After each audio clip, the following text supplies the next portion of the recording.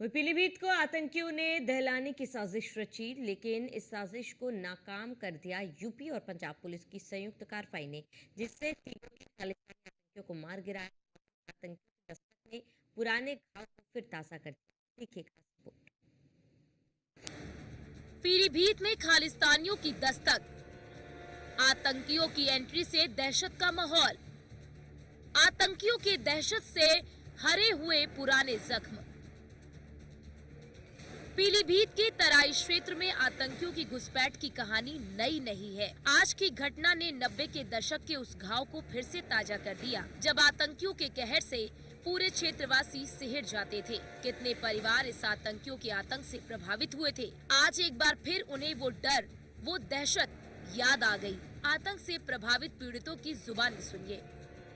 हमारे साथ मौजूद हैं इसी क्षेत्र के रहने वाले बुजुर्ग पीतम राम जी, जिनसे जानेंगे ये पीलीभीत जिला कभी पीलीभीत की तराई आतंकवाद प्रभावित रही है और चाचा उसने उस दौर को देखा है। चाचा से जानेंगे उस दौर की किस तरह की यादें और कितनी कड़वी स्मृतियां हैं।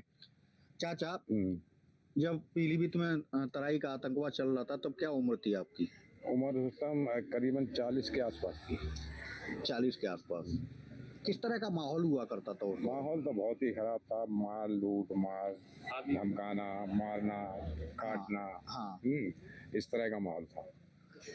रास्ताएं बंद हो गई थी, जाने आने के रास्ताएं बंद हो गए थे। लेकिन उस समय देखा जाता था पुलिस पर भी हमले होते थे। हाँ, पुलिस पर भी होते थे। कोई घटना याद है? पीलीभीत में जो आतंकवादी मारे गए कल परसों में जी, ये भी तो बाहर गई थे जी, और यहाँ मारे गए पीलीभीत में।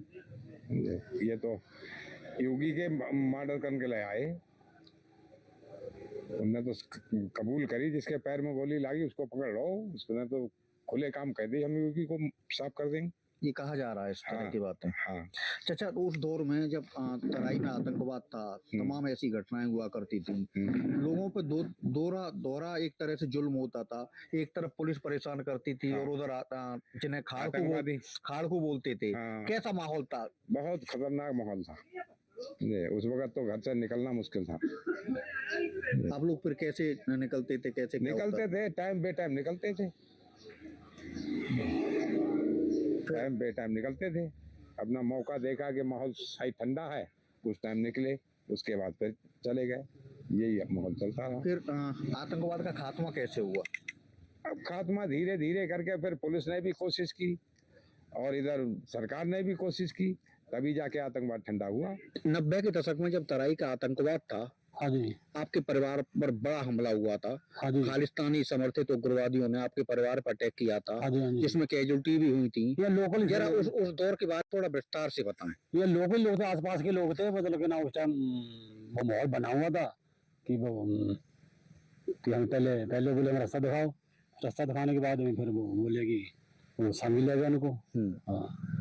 तो क्या हुआ था? कैसे आए थे वो लोग? कैसे हथियार थे? और हथियार तो किसको लेके गए थे आपके घर से? ऊपर से वो चादर ले रखी थी, नहीं देखे हमने कौन सी जी, मतलब कि ना आपके परिवार से किसको लेके गए थे साथ? हमारे छोटे भैया। क्या नाम था उनका? रजिंदर सिंह। क्या कह के लेके गए थे? बोल ये कहते थे हमें बोल गया हमें रास्ता दिखाओ। हमें रात में रास्ता दिखा, पता चले हमें। उसके बाद शादी ले गए। फिर एक ही रात रखा, उसी रात में मार दिया उन्होंने। नहीं, कुछ बदले में आपसे फिरौती भी मांगी थी? 2 लाख मांगा था। आप पैसे नहीं दे पाए तो भाई को अब कोई नौबत नहीं आई। दूसरे उसी रात में उन्होंने जब फौज अपने मैंने पुलिस को थाने बता दिया सब बात। हम थाने तुरंत ही हम गए जाके, हमने कि पुलिस को बताना बहुत जरूरी है, तो हमने बता दिया। तो वो उन्होंने पुलिस ने घेर लिया चारों से, मतलब इलाके को। वो सोच लगी तो उसी तरह मार दिया उन्होंने।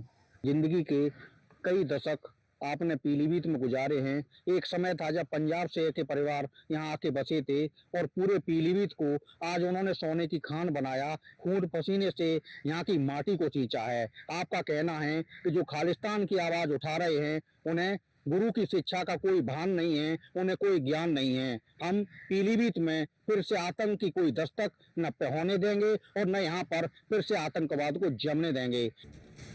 90 के दौर में फैले आतंक से न सिर्फ पीलीभीत बल्कि लखीमपुर खीरी की तराई भी बेहद प्रभावित हुई।